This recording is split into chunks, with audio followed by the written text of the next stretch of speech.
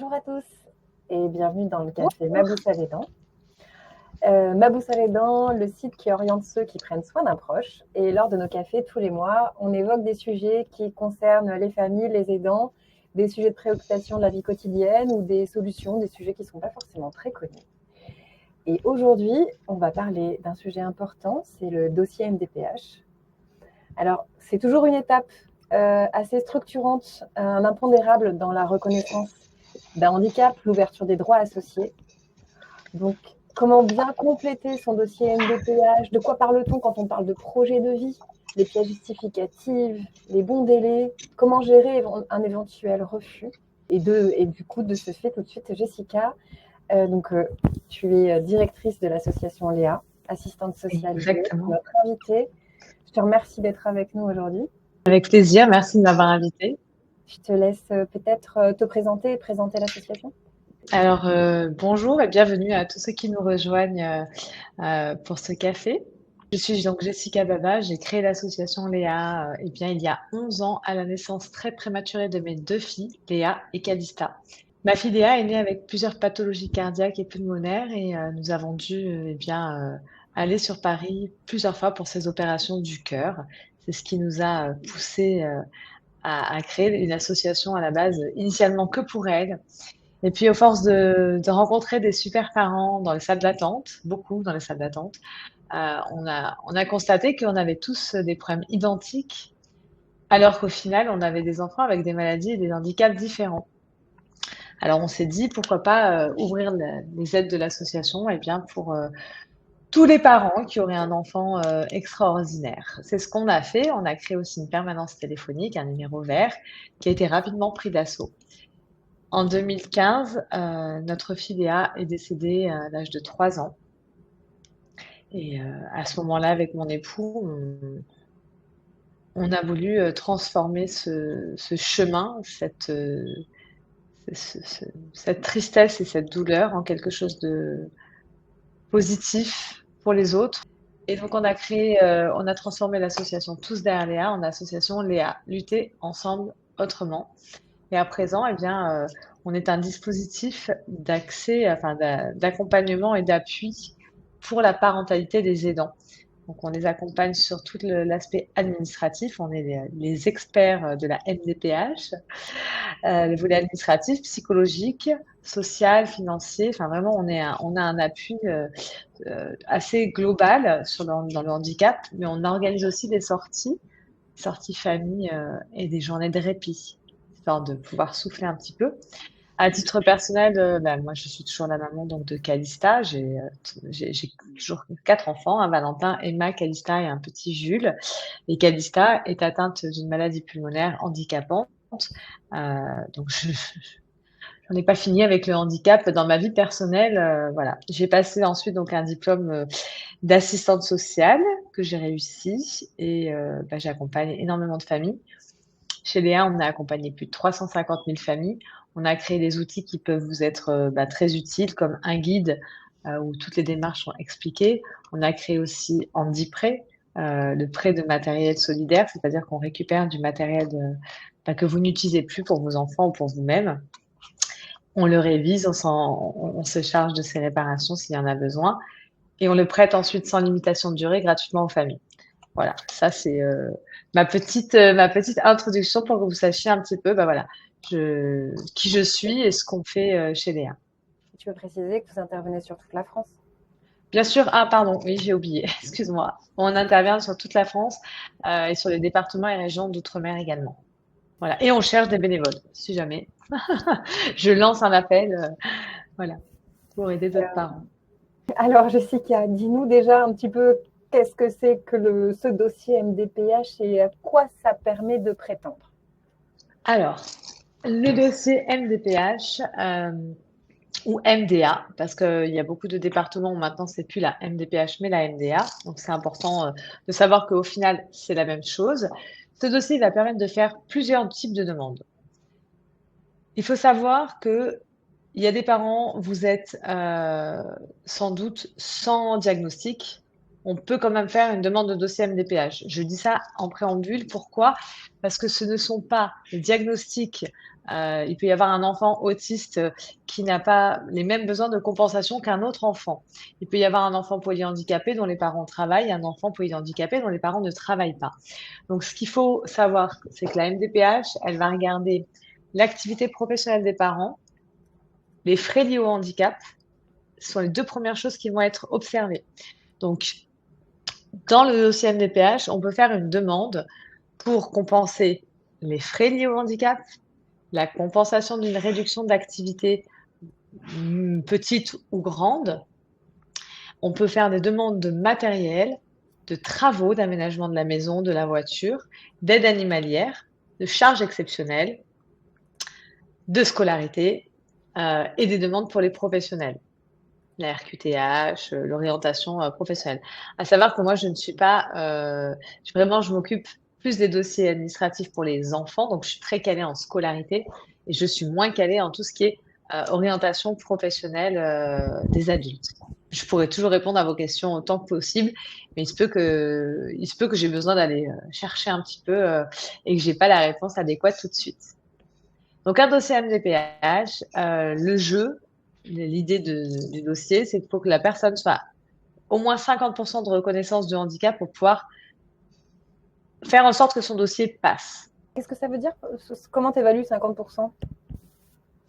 Alors, comment tu évalues 50%? Je pourrais vous fournir, si vous avez besoin, les documents de la CNSA. C'est pas évident du tout. C'est pas nous qui les évaluons. Nous, on note vraiment tout ce qu'il y a à noter dans le dossier pour que ce soit, pour qu'il y ait une juste reconnaissance en termes de pourcentage de handicap. Mais c'est pas pour autant que si tu tombes sur une personne qui va étudier ton dossier, une équipe pluridisciplinaire, donc les équipes pluridisciplinaires, elles sont au minimum deux personnes. Si elle coche les cases qu'elle lit mal ou que le projet de vie est trop long et qu'on n'arrive pas à lire un projet de vie qui fait 17 pages, comme là on a eu le cas hier, bon, bah, ils vont aller cocher au plus simple et certaines fois, ils se casseront peut-être pas trop la tête. Ok. Donc, les choses... Vas-y, je t'en prie. Non, mais en tout cas, pour résumer, c'est que en termes de frais de compensation, il peut y avoir des choses, vraiment sur un moment T, pour gérer, adapter. Et puis après, comment on va le vivre dans la durée. Exactement. Alors, il faut que la besoin de compensation de la personne soit au moins d'1 an, minimum. Si la durée prévisible des soins est de moins d'1 an, le dossier MDPH ne passera pas. Et ça me fait une transition sur la question des délais. Est-ce qu'on sait Alors, à peu près on sait à peu près, ça dépend des départements. Par exemple, le Var, on est à 4 mois. Le 06, on est entre 2 et 4 mois. Le 33, la Gironde, on est loin, on est quasiment à 15 mois. Le 76, on doit être entre 5 et 8 en fonction. Ça peut être compliqué, c'est vraiment au niveau des départements.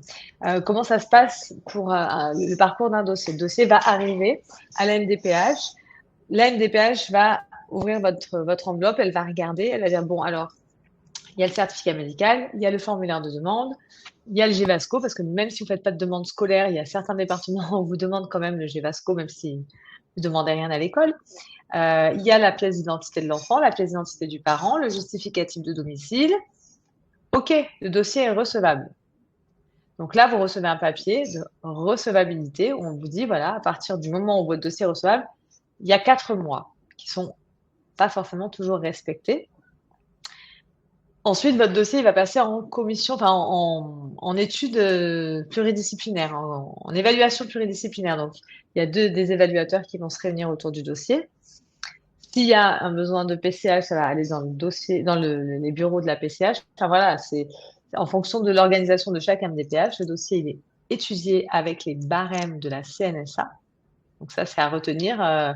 Vous pouvez aller les chercher. De toute façon, les barèmes CNSA et les études CNSA, tout est sur Google. Vous tapez MDPH, AEH, CNSA. Il va vous sortir plein de documents très, très intéressant.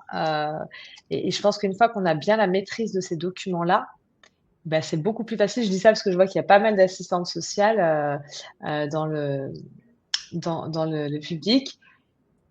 Et donc, c'est intéressant pour faire des meilleurs dossiers de pouvoir, de pouvoir s'imprégner de comment font les MDPH pour étudier les dossiers et sur quoi ils se basent, dans quelle case ils cochent et comment ça fonctionne.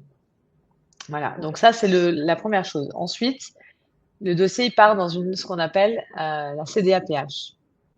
Alors, la CDAPH, pour beaucoup de gens, on a l'impression que c'est 20 personnes qui sont réunies toute la journée, toute l'année, pour regarder chaque dossier un à un, ce qui est faux. Moi, je suis membre de plusieurs CDAPH. Donc, la CDAPH, dans certains départements, ce sont des listes qui arrivent aux membres. On regarde les listes. Les dossiers qui passent, on ne va pas forcément les étudier. Les dossiers, en revanche, qui ne passent pas, on va aller regarder un petit peu plus. On va recevoir les familles directement le jour de la CDA et on va étudier les dossiers qui passent ce jour-là.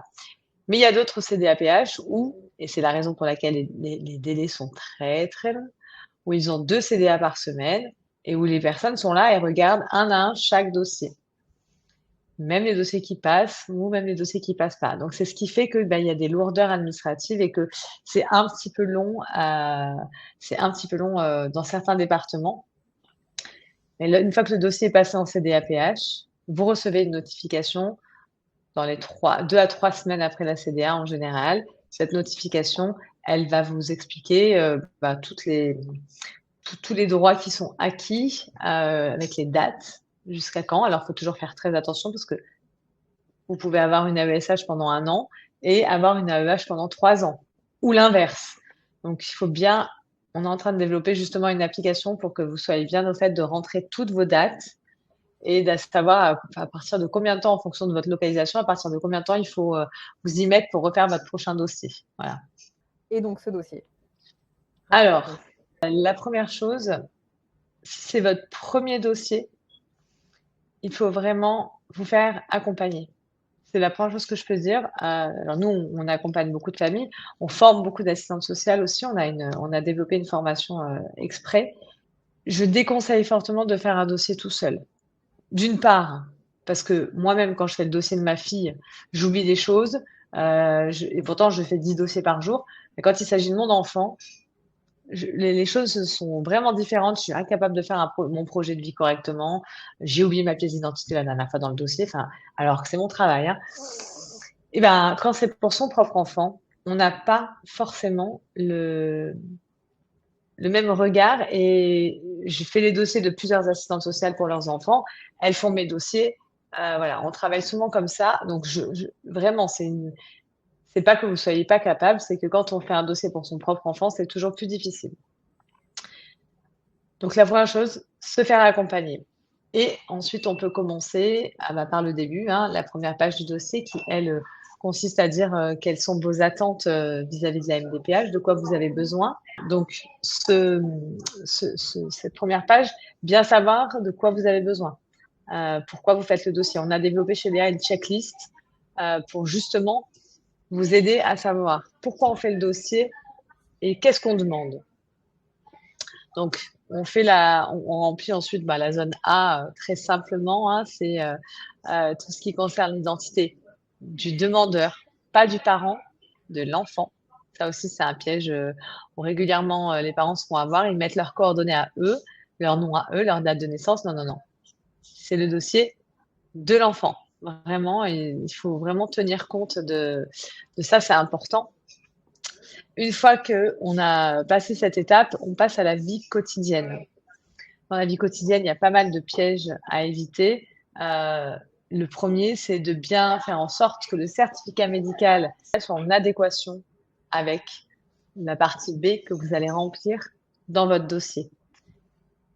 Également, si vous avez besoin d'un GVASCO dans votre dossier, il faut que la partie du GVASCO, elle corresponde avec ce que vous allez dire vous dans le dossier en partie B, mais aussi en partie C, dans la scolarité.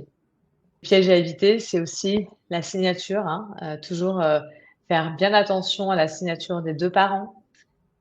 Régulièrement, c'est un sujet qui revient sur le tapis. Si les parents sont séparés, divorcés, eh bien, il y a un jugement ou un courrier des parents. S'il y a un éloignement géographique, enfin, il y a toujours on trouve toujours des solutions. Mais il faut éviter d'envoyer un dossier pas signé ou bien signé d'un seul parent sans avoir une explication à fournir parce que une fois sur deux, bah, le dossier est rejeté et en général, bah, quand le dossier revient au bout de 3 mois en disant: «Non, il manque la signature», bon, ça peut faire perdre beaucoup de temps. Quoi vous dire d'autre? Le projet de vie, très important, mais néanmoins, il ne faut pas qu'il soit trop long. Un projet de vie de, 17 pages. Là, j'ai une maman qui nous a fait un projet de vie de 17 pages, qui a envoyé son dossier sans nous et le dossier est revenu là, tout simplement, il on nous a dit qu'il y avait trop de pièces jointes. Enfin, on lui a dit, qu'il y avait trop de pièces jointes. Est-ce que tu peux expliquer du coup ce que c'est? Parce qu'en fait, pour plein de gens, en fait, c'est quoi un projet de vie? Alors un projet de vie, moi, c'est ce que je fais avec les familles régulièrement. Je leur dis: «Mettez l'enregistreur, de votre téléphone portable et je vais vous expliquer», parce que c'est bien de pouvoir le réécouter à la maison. Un projet de vie, c'est un petit courrier dans lequel vous allez expliquer: «Bonjour, je suis la maman ou le papa, de X, Y, Z. Mon enfant est né à terme. Il a eu une scolarité, jusqu'à l'âge de 6 ans, à peu près correcte. Mais lorsque nous avons, attaqué le CP, il a eu des difficultés à écrire, à lire, il a eu des difficultés d'orthographe, de graphisme. Voilà, donc il est atteint de telle pathologie, ou bien pas de pathologie s'il n'y a pas de pathologie. Nous avons des frais qui ne sont pas pris en charge par la sécurité sociale. Nous payons de l'ergothérapeute, de la psychomote. Vous verrez si joint le tableau des frais, parce que vous avez le tableau dans le dossier, comme vous pouvez mettre un tableau sur papier libre, parce que dans le dossier, il ne fait que 3 lignes. Et on sait bien que dans la vraie vie, si vous mettez vos frais plus les frais kilométriques inhérents à ces déplacements-là, 3 lignes, ça suffit pas. Donc on a créé un tableau que vous pouvez trouver sur le site avec toutes les lignes dont vous aurez besoin. Voilà, donc nous avons des frais. La maman a dû réduire son activité. Elle ne travaille plus qu'à 80%. Elle ne travaille pas le mercredi pour pouvoir conduire X, Y, Z chez l'ergothérapeute, chez la kiné, chez la psychomote, chez l'orthophoniste. Nous avons des difficultés à l'école. L'ergothérapeute nous parle d'un ordinateur. Vous trouverez dans son bilan ses préconisations pour l'ordinateur. Nous devons aider notre enfant au quotidien en le stimulant pour les devoirs, en le stimulant pour la douche parce que pour se brosser les dents, pour fermer ses pressions, pour aller se laver, pour faire ses lacets, attacher une braguette, remonter une braguette. Il a des difficultés. En fait, on énumère les gestes de la vie quotidienne qui sont compliqués pour l'enfant et sur lesquels le parent accompagne. C'est ça qui est important. C'est de dire, un enfant lambda, un enfant de 8 ans, neurotypique par exemple, il va faire sa douche tout seul, il va faire ses devoirs, quand on va lui dire: «Attache ton manteau», il va pas vous casser 4 fermetures éclair de manteau dans l'hiver.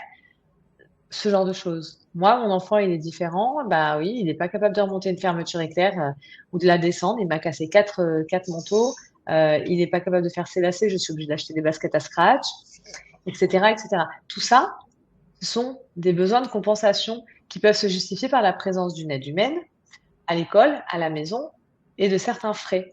Par exemple, la psychomotricité pour apprendre à faire les lacets, l'ergothérapeute pour apprendre à utiliser un clavier et pour utiliser l'ordinateur à l'école. Et tout ça, c'est des choses dont il faut parler dans le projet de vie.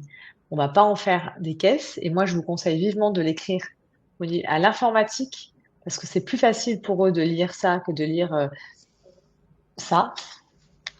Et ça vous permet aussi de faire un ping-pong avec l'assistante sociale ou la conseillère sociale, la personne qui va vous accompagner dans le dossier. Vous allez pouvoir renvoyer votre projet de vie, la personne va pouvoir relire, faire des modifications d'une autre couleur, par exemple, et vous le renvoyez. C'est un moyen de simplifier votre quotidien. Autre chose, vous faites un dossier pour 2-3 ans. Dans 2-3 ans, vous devez refaire un dossier. C'est bien d'avoir votre projet de vie informatisé parce que vous vous souviendrez, tiens, il y a 2-3 ans, on en était là quand j'ai écrit mon projet de vie. Aujourd'hui, on en est où? C'est aussi un moyen Au-delà d'une petite psychothérapie, à chaque fois qu'on doit écrire sur nos enfants, c'est toujours quelque chose de particulier. Mais c'est aussi un moyen de voir les progrès qu'a fait l'enfant sur une durée, par exemple, voilà, 3 ans entre deux projets de vie. Vous pouvez voir l'étendue des progrès qui ont pu être faits ou pas aussi, en se disant mince, qu'est-ce que j'ai raté dans la prise en charge, qu'est-ce qui va pas, parce que je trouve que on en est toujours au même point. Donc c'est quelque chose qui va vous aider à réfléchir. Donc c'est important de conserver vos projets de vie, de conserver d'ailleurs vos dossiers, hein, parce que clairement, il se peut que les dossiers soient perdus par la MDPH. Donc moi, je conseille de l'envoyer avec accusé de réception et de garder toutes les pièces, tout en double dans une pochette. Les pochettes, on peut vous en fournir chez Léa. On a créé une pochette avec la checklist et le projet de vie intégré. Voilà, je pense que sur le projet de vie, il faut pas lésiner sur la qualité de l'information et éviter le blabla inutile. Il faut aller droit au but. Donc, si je synthétise avec mes mots, je vais décrire ce qu'on doit organiser, ce que l'on doit faire pour compenser ce que le handicap amène dans la vie de mon proche. Exact. Et sous toutes ses formes, que ça peut être des dépenses financières, du temps, des expertises, des achats, etc. C'est ça? Tout. Il faut vraiment pas hésiter même à rentrer dans le détail. Ouais. Ce qui veut dire qu'en termes de pièces justificatives, tu disais par exemple si une psychomote recommande d'acheter telle ou telle chose, on va écrire cette lettre, le justifier de par la lettre de la psychomotricienne ou du psychomotricien. Est-ce qu'il y a d'autres pièces jointes auxquelles penser? Alors, moi, je mets toujours. Donc, le certificat médical, alors ça peut être le médecin traitant ou le médecin spécialiste. On peut avoir les deux, on peut mettre 2 certificats, voire 3 même. J'ai des parents dont les enfants, ils ont un trouble auditif. Ils vont mettre le certificat médical de l'ORL, plus le volet ORL, plus le certificat médical du neuropsychologue, du pédopsychologue, du pédopsychiatre, pardon, pour un trouble de l'attention. On peut mettre 2, 3 certificats médicaux, ça c'est pas un problème, parce que souvent on me dit on a le droit. Oui, on a le droit, quand surtout l'enfant a des troubles différents.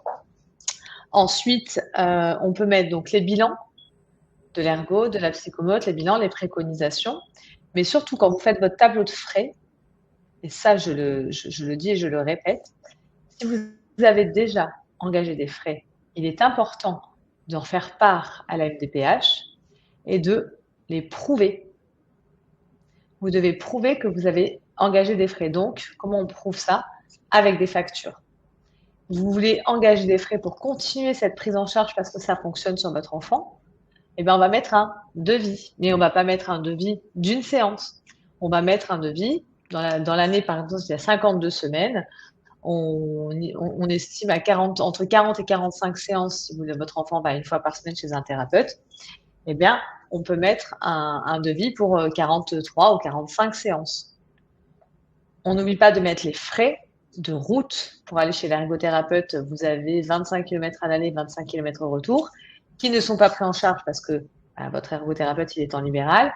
Vous mettez les frais sur votre tableau de frais. Et si vous avez réduit votre activité ou cessé votre activité professionnelle, eh bien sûr, il faut le préciser dans le projet de vie, mais il va falloir surtout le prouver. C'est bien beau de dire, d'écrire, n'importe qui est capable d'écrire « j'ai arrêté de travailler », mais il faut le prouver avec un certificat de fin de période d'essai, avec un papier comme quoi vous êtes inscrit au Pôle emploi non rémunéré ou même rémunéré.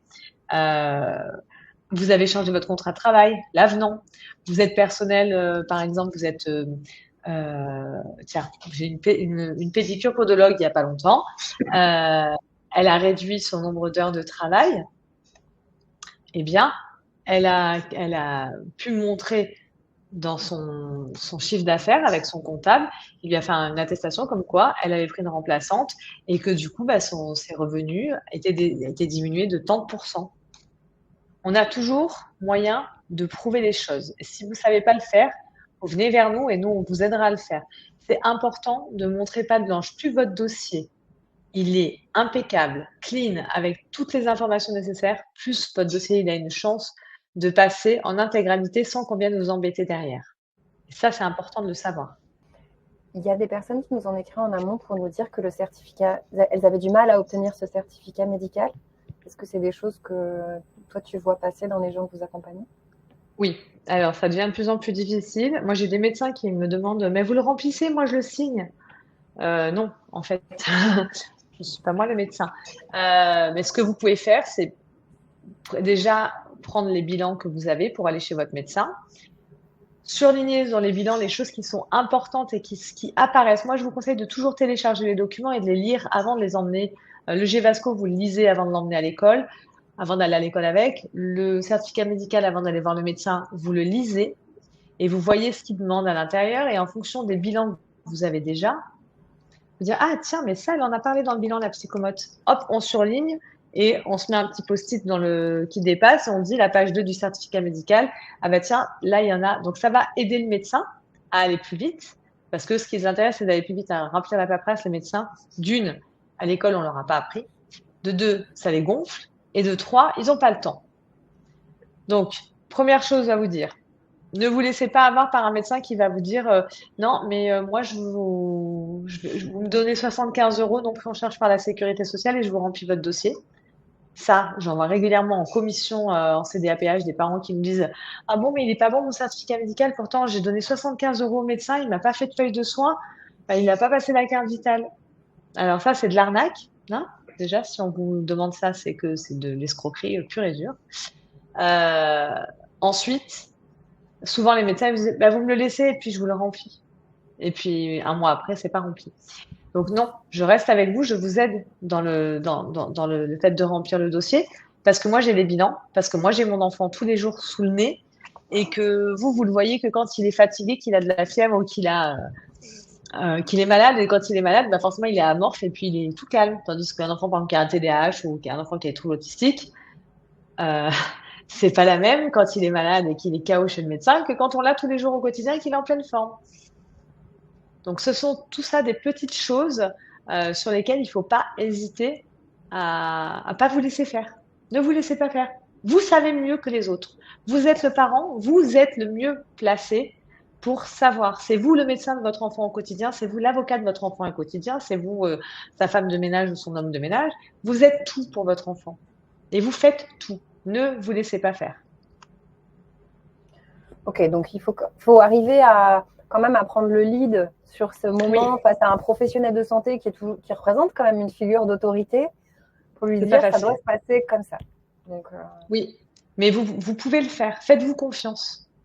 Moi, je vous incite à le faire au début. Moi aussi, j'étais toute gênée. Mon mari aussi, on n'osait rien dire.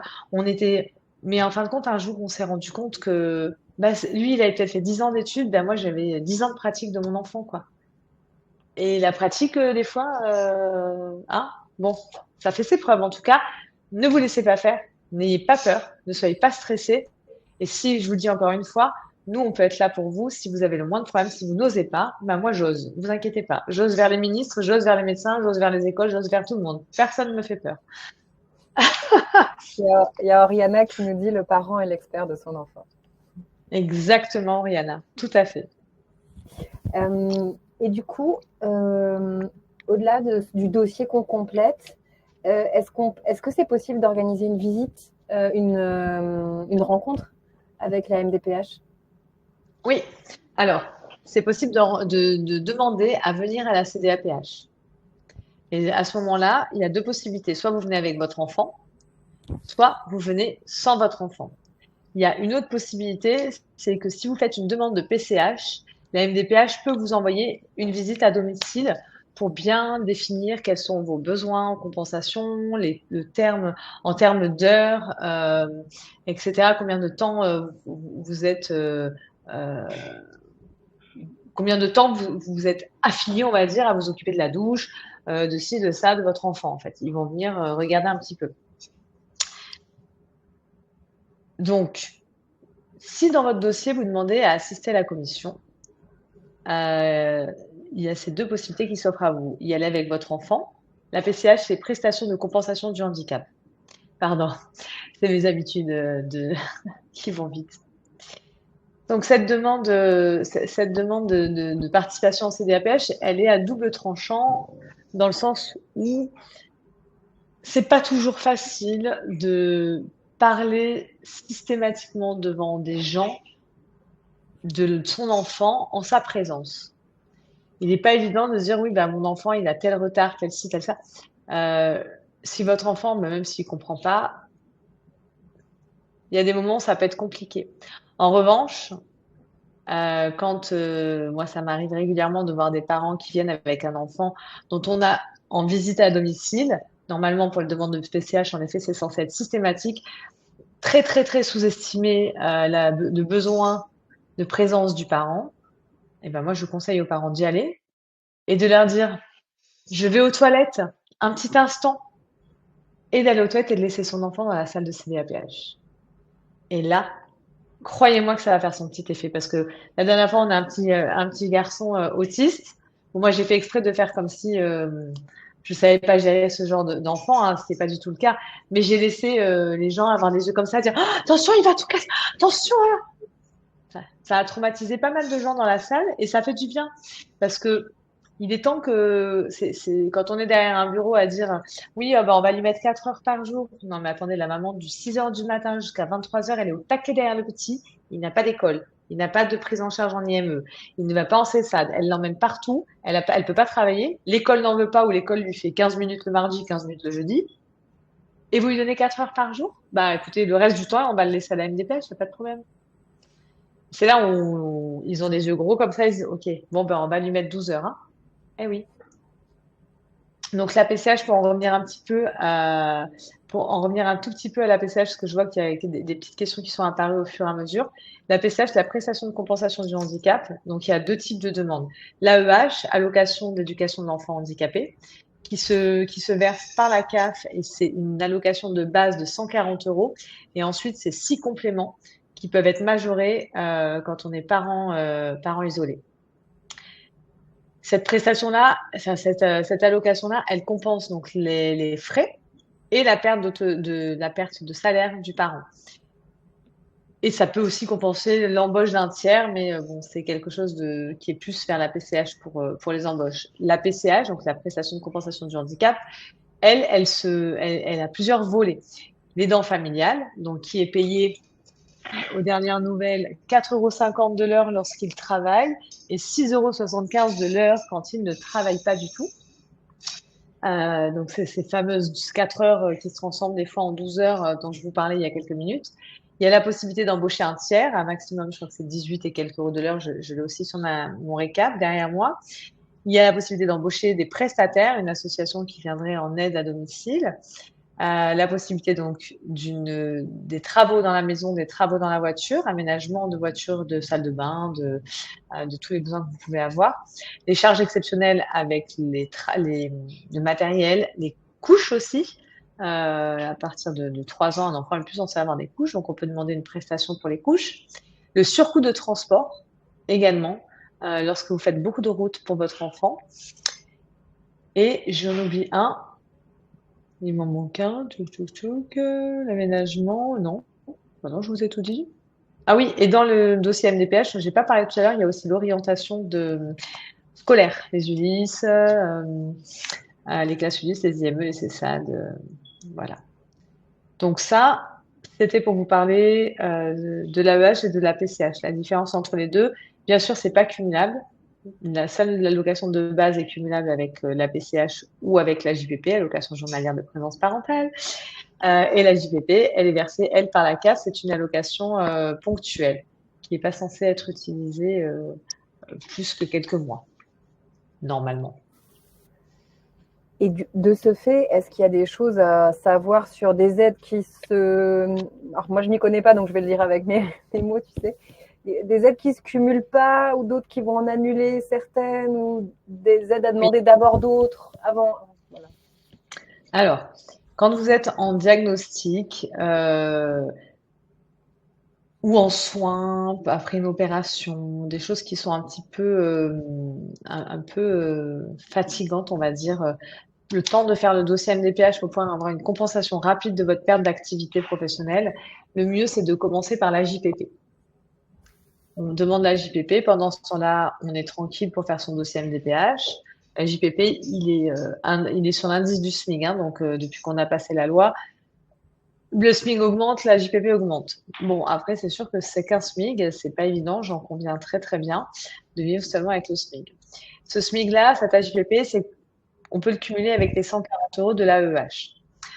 Ensuite, on fait une demande à la MDPH. Moi, je demande systématiquement à avoir la différence entre l'AEH et la PCH. Donc, je coche toujours les deux cases. Donc, l'AEH et la PCH ne peuvent pas se cumuler ni avec la JPP, ni avec le chômage. Pourquoi? Parce que l'idée, c'est de compenser la perte de salaire. Donc, on a un seul salaire, à ma connaissance. Donc, on a un salaire, on travaille, je sais pas, 151 heures par mois. Si vous diminuez de 50%, eh ben, on va vous compenser à hauteur de 50%. Si vous diminuez de 100%, on va vous compenser à hauteur de 100%. Mais attention, avec l'AEH, il faut avoir des frais pour pouvoir compenser un petit peu. Moi, je déconseille, lorsqu'on arrête de travailler à 100%, je déconseille l'AEH. Je vous conseille d'aller plus vers le PCH parce que c'est vraiment à l'AEH, il faut avoir des frais et 100% d'activité, d'arrêt d'activité pour avoir 700 euros, qui n'est pas du tout à la hauteur de la vie d'aujourd'hui, quoi. Si j'ai pas de, j'ai déposé mon dossier il y a longtemps. Là, on évoquait des délais de plus d'un an. Est-ce que je peux faire quelque chose pour accélérer le processus? Parce qu'en attendant, les frais, ils sont là. Déjà, si on ne reçoit pas la notification comme quoi le dossier est bien recevable, il faut déjà s'inquiéter. On est censé toujours recevoir un document qui vous dit que votre dossier est recevable et qu'il est bien reçu. Donc, pour éviter ce genre de tracas, la première chose, gardez une copie de votre dossier, une copie complète de tout le dossier. Oui, mais je l'ai sur ma boîte mail, tel bilan. La boîte mail, elle peut être piratée, la boîte mail, elle peut être crachée. On garde une copie dans une boîte à l'épreuve du feu, dans un coffre-fort à la banque. Voilà, c'est très très important de garder une copie de votre dossier et d'envoyer votre dossier en recommandé avec accusé de réception. Alors en ce moment, on parle de dématérialiser le dossier MDPH. Moi, je reste sur mes gardes en tant que membre de CDA. Les dossiers, des fois, ils n'arrivent pas complets. Le dossier s'est téléchargé, la pièce jointe, elle a été crachée, on n'a pas la pièce jointe et c'est très embêtant. Donc, gardez une copie, envoyez en recommandé accusé de réception. Vous pouvez faire un envoi parallèle dématérialisé, sans problème, mais on garde la sécurité du papier. Tant pis pour l'environnement, là, pour le coup, mais c'est important vraiment que votre dossier arrive en entier. Si vous n'avez pas de nouvelles, deux possibilités. Il y a l'histoire des 4 mois, où on vous dit vous pouvez faire un recours pour non-réponse de la MDPH sous 4 mois. Attention, ça existe, mais attention, la loi dit que si vous n'avez pas de réponse sous 4 mois, normalement, votre dossier, c'est qu'il est refusé. Alors, il ne faut pas trop les bruiter parce qu'il y en a plein de MDPH qui ne connaissent pas bien leur propre loi. Mais en vrai, il y a 2 articles de loi qui précisent ça. Souvent, on me dit, oui, moi, au bout de 4 mois, je vais faire un recours pour non-réponse. Attention, le recours pour non-réponse, il peut être dangereux parce qu'il peut leur mettre la puce à l'oreille du comme quoi, tiens, on n'a pas répondu au bout de 4 mois, on laisse tomber ce dossier. Donc, il faut y aller à pas de loup, tranquillement, les contacter, leur dire, écoutez, ça fait 1 an, est-ce que vous avez une date à me communiquer? J'aimerais être présent à la CDA. Les mots magiques pour faire avancer vos dossiers et vos appels, je voudrais être présente à la CDAPH de mon enfant. C'est des mots magiques. Voilà, ça vous ouvre plein de portes. Plein de fois, il y a des parents, on leur refuse tout. Ils disent, mais moi, je veux venir à la CDA. Avant de venir le jour de la CDA, on les appelle pour leur dire, bon, alors finalement, on vous a accepté ça, ça, ça, ça, ça, ça, ça. Vous voulez encore venir à la CDA? Ah ben non, maintenant que vous m'avez tout accepté, je viens plus. Voilà. Souvent, ils ont un petit peu peur de recevoir les parents et ils craignent un peu, donc ils préfèrent tout accepter plutôt que ce soit nous, les membres de la CDA, qui leur disons mais vous vous foutez de nous, pourquoi il y a pas de, pourquoi vous n'avez pas accepté ça, ça, ça, ça, ça. Plutôt qu'on leur vole dans les plumes, ils préfèrent accepter en amont et ne pas recevoir les parents. Donc les devis, ça je vous en ai parlé, devis. Alors oui, les lettres des maîtresses, c'est pas la peine. Normalement, la maîtresse, elle est censée vous le faire dans un Gévasco. Normalement, bien normalement. Ce qui doit se passer quand votre enfant il rentre à l'école et que vous faites un premier dossier, vous êtes censé demander un Gévasco. Il en existe deux. Vous avez le Gévasco première demande ou vous avez le Gévasco renouvellement. Si c'est une première demande, ça peut être la maîtresse, la directrice de l'école et vous-même qui remplissez le Gévasco. Lorsque c'est un renouvellement, ce renouvellement, il se fait dans une réunion qu'on appelle une équipe de suivi de scolarité, ESS, et vous êtes censé y rencontrer le RH, enseignant référent handicap. Pendant cette réunion, vous allez discuter avec le professeur principal, la maîtresse, la ESH s'il y a déjà eu une ESH, et vous allez remplir le Gévasco pour voir où en est la scolarité de votre enfant. Donc à ce moment-là, en effet, la maîtresse de l'enfant, elle peut s'exprimer. Un Gévasco, c'est vraiment un document, un CERFA, c'est un peu comme un CERFA qui va servir à étudier le dossier de votre enfant. Un PPS, c'est le dossier, c'est la notification, c'est ce qui va accompagner la notification du dossier de votre enfant avec les aménagements que l'école doit mettre en place. Donc ce PPS, c'est un droit opposable, c'est-à-dire que c'est la loi. Vous êtes peut-être dans le cas où vous avez des enfants qui ont un PPRE ou un PAP à l'école. Ce sont des documents internes à l'éducation nationale qui sont remplis avec la maîtresse, les professeurs, pour pouvoir donner un tiers-temps à votre enfant, qui puisse utiliser un petit peu l'ordinateur, qui puisse avoir certains aménagements. Mais demain, vous tombez sur une maîtresse qui dit: ah non, moi, je pense que cet enfant, il va bien, c'est juste qu'il est mal élevé et non, je ne mettrai pas d'aménagement. Elle a le droit, puisque c'est juste un PPS ou un PPRE. Demain, vous retombez sur la même maîtresse et vous avez un PPS. La maîtresse qui dit ça, ben écoutez, vous mettez le PPS bien devant elle, mais elle n'a pas le droit de vous le refuser. Le PPS est un droit opposable. C'est suite à une notification MDPH, donc ce n'est pas négociable. Tous les professeurs, toutes les écoles doivent appliquer ce PPS. Ça ne se discute pas. Voilà. Avant qu'on passe, parce qu'il y a eu beaucoup de questions, Oui. je veux au moins parler de la question de que faire si mon dossier, ma demande a été refusée. Alors, il existe deux types de recours. Quand votre demande auprès de la MDPH est refusée, vous avez un recours amiable. C'est un courrier que vous pouvez trouver sur notre site internet ou qu'on peut remplir avec vous aussi sans problème. Ce courrier, eh bien, il faut le faire dans les 2 mois. C'est ce qu'on appelle un recours. Donc, il va aller dire à la CDAPH: je ne suis pas d'accord avec votre décision. Je vous demande de la réévaluer pour telle et telle et telle raison. On peut rajouter des documents, un courrier. Alors, normalement, en vrai, on n'est pas censé rajouter, mais ça passe très, très bien avec. Et pour eux, c'est même plus facile de réévaluer un dossier quand on ajoute des nouvelles pièces, en fait. Et ils vont réévaluer votre dossier ou pas. Parce que il y a des MDPH, ils réévaluent pas, ils disent non, c'est comme ça, c'est pas autrement. Si jamais leur réponse ou leur non-réponse ne vous convient pas, là, on peut écrire au tribunal. Et alors, c'est pareil, vous avez toutes les infos sur le site internet de l'association Léa. Il faut faire un courrier avec les infos qu'on vous a citées sur l'article. Et vous n'êtes pas obligé de prendre un avocat.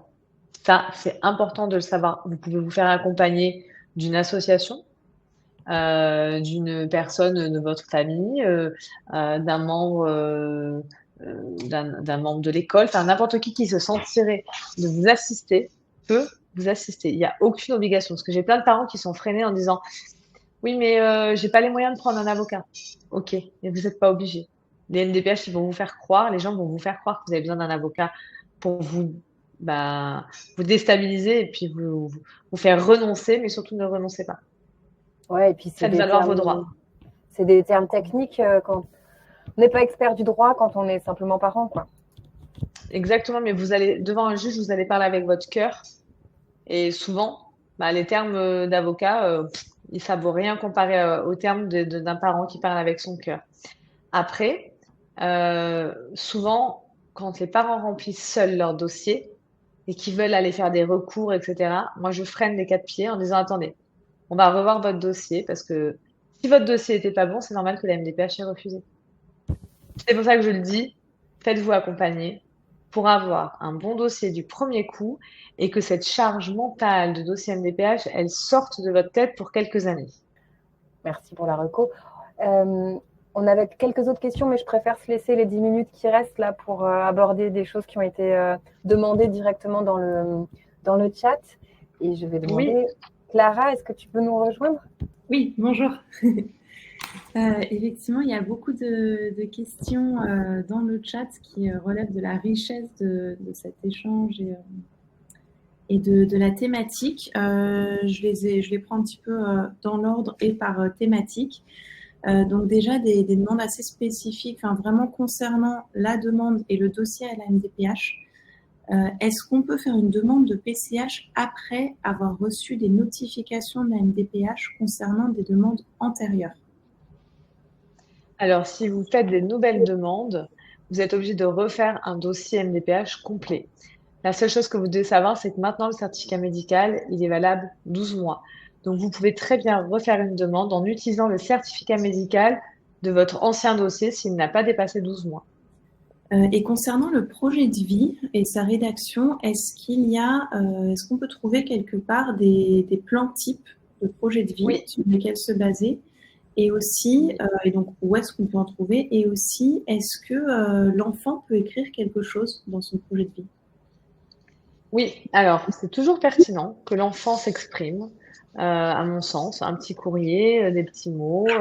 Déjà d'une, souvent quand c'est des enfants avec des gros problèmes d'orthographe ou de 10, ça va tout de suite bien faire comprendre les choses. Mais surtout, c'est bien de demander l'avis à l'enfant. Vous savez, j'ai des parents qui veulent absolument que leurs enfants ils aient une AESH, mais les enfants, ils veulent pas toujours. Moi, j'aime bien recevoir les parents et les enfants, surtout quand ils vont au collège, où ils disent, mais moi, je veux pas, moi, ça me met mal à l'aise, moi, je serais pas content. Donc, il faut toujours dire la vérité à l'enfant et tenir compte de son ressenti et de ce que lui, il en pense, et essayer de le convaincre, si on peut, du bien fondé de la demande qu'on a fournie à la MDPH. Ensuite, pour le dossier, pour le projet de vie, sur le site de l'association Léa, dans la boutique des familles, vous avez la checklist et vous avez le projet de vie.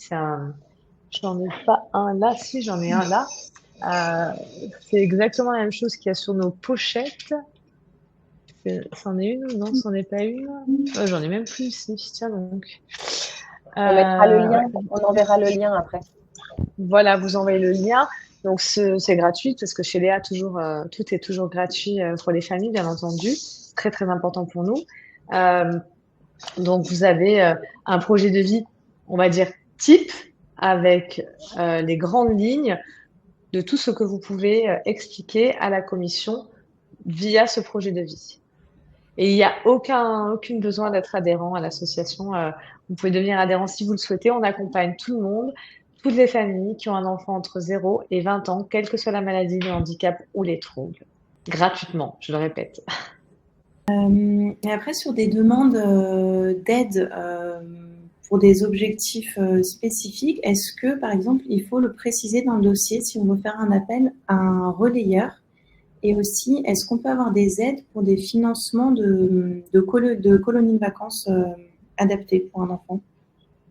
Alors, les colonies de vacances adaptées pour un enfant, parce que les autres, la question d'avant, je ne l'ai pas saisie, mais pour tout ce qui est colonies de vacances, vous avez les CAF qui participent au financement.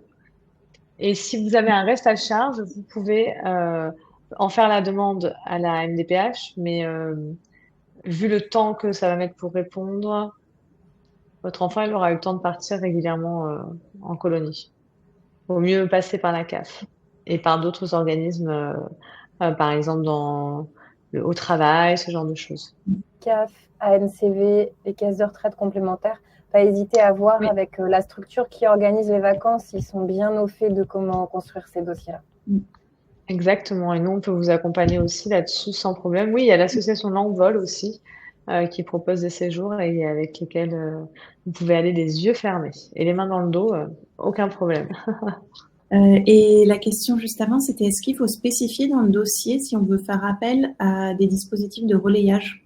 Moi, j'aime bien donner de l'information à la NDPH pour qu'elle soit bien au fait du projet de vie. Parce que c'est vraiment ça, hein, au final, quand on donne des infos de relayage, le projet de vie, voilà comment je vois l'avenir, voilà comment je veux construire l'accompagnement de mon enfant. Ah, je vais faire comme ci, je voudrais faire comme ça, et je vais utiliser telle plateforme, je vais faire, enfin, expliquer les choses de façon simple et concise. Mais oui, pour le relayage aussi, baluchonnage, relayage. Et demander, hein, bien sûr, mettre un devis, ça, ça peut aussi, ça marche aussi. Est-ce que tu peux rappeler aussi, Jessica, la différence entre l'AEH et la PCH pour une réduction d'activité à 50%? Oui, alors, l'AEH, c'est une allocation qui est payée par la CAF et le montant de l'allocation qui sera versé sera moins important à l'AEH qu'à la PCH. La PCH, en fonction du nombre d'heures de PCH qui va être attribué, peut être plus intéressante pour la famille plutôt que l'AEH. Voilà. Je reprécise aussi pour tous ces points un peu techniques qui sont parfois difficiles à saisir comme ça. Vous aurez un replay qui vous sera envoyé de ce webinaire et vous pourrez vous y référer aussi pour vous rappeler certains de ces points. Et puis vous pouvez toujours nous joindre sans problème aussi si vous avez besoin d'avoir des informations plus personnalisées, parce que c'est sûr que c'est pas évident d'exposer sa situation devant des centaines de personnes. Jessica, quid des plus de 20 ans? Parce que tu nous avais Alors, quid des plus de 20 ans? On en parlait tout à l'heure. On s'est rendu compte chez Léa qu'il y avait un creux dans la vague entre le 20 et le 25-30 ans. Donc nous, on est en train d'étudier chez Léa un moyen de grandir un petit peu de ce côté-là et de faire un accompagnement dédié pour les 18-25 ans parce qu'on a beaucoup d'enfants qui grandissent et que déjà d'une, c'est difficile pour nous de laisser nos parents, on n'a pas envie de les laisser tomber. Et ce passage de l'adolescence au jeune adulte, c'est un moment crucial aussi dans la vie de l'envie de l'enfant, du parent. Donc, alors il n'y a pas beaucoup d'équivalents en France qui font la même chose que nous, malheureusement, mais on espère pouvoir proposer un accompagnement sur le jeune adulte prochainement. Voilà, prochainement. Sur le remplissage du dossier, on a une personne là qui nous témoigne du fait que la neuropsy a complété un dossier médical en indiquant plus de soins que ceux auxquels ils ont recours pour leur enfant. Disant qu'il vaut mieux en mettre plus dans le dossier pour avoir le maximum. Est-ce que c'est grave? Je dirais pas grave, mais il faut savoir quand même que c'est difficile de rester, d'avoir tout qui est en adéquation si on a une personne qui en rajoute trop. Il faut que quand même tous les dossiers soient en adéquation, le certificat médical, le CERFA MDPH, le GEVASCO. Autre chose, si elle dit qu'elle va faire 30 séances et qu'elle en fait que 5, La MDPH est en droit de demander au dossier suivant d'avoir les factures Mhm. de toutes les séances qui ont été faites depuis qu'ils ont perçu l'allocation pendant 2 ans, par exemple. Donc, si vous avez dit que vous allez faire 30 séances de psychomote par an ou de neuropsy et qu'au final, vous en faites 4, ils peuvent vous demander de rembourser, hein. Mhm. On rigole pas avec l'argent public. C'est quelque chose à prendre très au sérieux. De même que si vous reprenez une activité professionnelle alors que vous avez arrêté votre activité professionnelle au moment du dossier, il faut le signaler parce que sinon la CAF, en général, ils arrêtent de verser l'allocation. Et Mhm. du coup, même si vous aviez des frais, vous vous retrouvez sans rien du tout. Et Oui. vous pouvez être amené à rembourser, hein. Voilà, donc il faut Donc, vraiment pas rigoler avec ça. s'il y a une modification après avoir eu sa notification MDPH, est-ce qu'on refait un Le dossier pour signaler. expliquer ouais, ok. Pas toujours, mais au moins on le signale. Voilà, toujours signaler les choses. Si eux, ils en tiennent pas compte, tant mieux pour nous. Mhm. Mais au moins, on aura eu la franchise et l'honnêteté de signaler le changement et mieux vaut être celui qui dit la vérité. Toujours. Oui, sur pareil, le remplissage du dossier, une question qui se posait notamment sur l'autonomie du quotidien. Le dossier est prévu pour les adultes et comment le remplir pour un enfant qui n'est forcément pas autonome sur la gestion du budget ou ne se fait pas manger à manger tout seul à 3 ans. Donc, comment adapter Alors, ça? tout simplement en ne cochant pas les cases qui ne sont pas adaptées à l'enfant. On coche les cases, ne s'habille pas tout seul, ne fait pas sa toilette tout seul, etc. Et moi, dans autres, souvent, je le coche et je mets enfant de 3 ans. Voilà, tout simplement. On va devoir s'arrêter pour aujourd'hui. Merci vraiment, Jessica, pour l'ensemble des apports que tu as pu nous donner. On rappelle, voilà, n'hésitez pas déjà à consulter le site de l'association Léa. Si vous voulez aussi une information qui soit plus individualisée, plus personnalisée, n'hésitez pas à contacter le numéro vert de l'association. Voilà, vous n'hésitez pas, vous nous appelez, vous nous envoyez un mail, vous nous envoyez un pigeon voyageur, ce que vous voulez. On sera toujours là pour vous répondre.